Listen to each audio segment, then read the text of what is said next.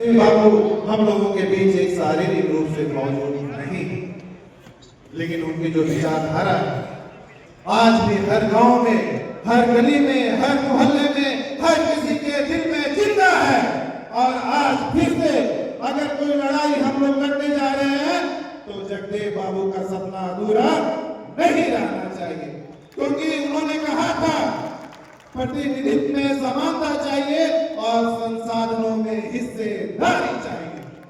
और हमारे जगदेव बाबू की सच्ची श्रद्धांजलि तभी होगी जब हम उनके बंद चिन्हों पर चलने का काम करेंगे, क्योंकि उन्होंने ही हम लोगों को हक की परिभाषा सिखाई।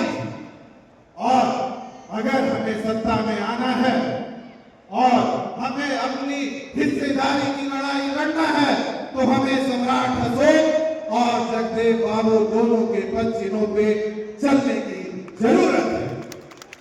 साथियों, एक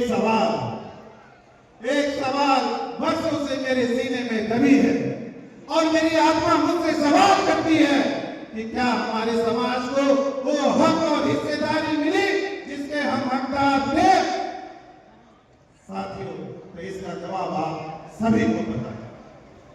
हमने सबको सत्ता में बैठाने का काम किया, हमारे हाथों ने सबके सपने को आकार दिया, लेकिन यहाँ के सत्ताधारियों हमेशा हमें विकास से दूर रखने का काम किया।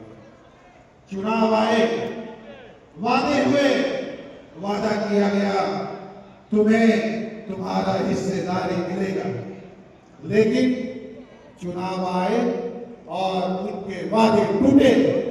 ना तो हमें सत्ता में भागीदारी मिली और ना ही तो राजनीति में इनकी हिस्सेदारी मिली। हमने सबको सत्ता में बैठाने का काम किया, लेकिन बदले में हमें सिर्फ और सिर्फ उपेक्षा। साथियों, हमने सबके लिए अपना बलिदान दिया, घूम दिया, समर्थन दिया, अपना वोट दिया, लेकिन उसके बदले में हमारे समाज के भाइयों की हत्या की गई, हमारे समाज की आवाजों को कुचला गया। अब बस, अब और नहीं। अब कुशवाहा समाज ना गूंगा रहेगा, ना गूंगी राजनीति में मोहरा बनेगा।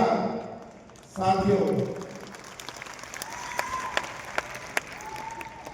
मैं निशिकांत सिन्हा, आपका बेटा, आपका भाई, आपका दोस्त, आपका सिपाही, मैं कोई नेता बनने नहीं आया।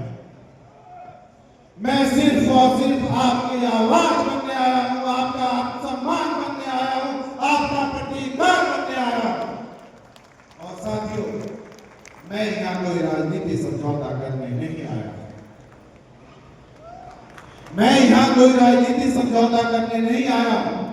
मैं आपके हक और हिस्सेदारी की लड़ाई लड़ने आया हूं, आपका सम्मान को दिलाने आया हूं। और मैं आप लोगों को वादा करता हूं कि जहां न्याय होगा निशिकांत वहां आवाज बनकर खड़ा रहेगा, और जहां अत्याचार होगा निशिकांत वहां तलवार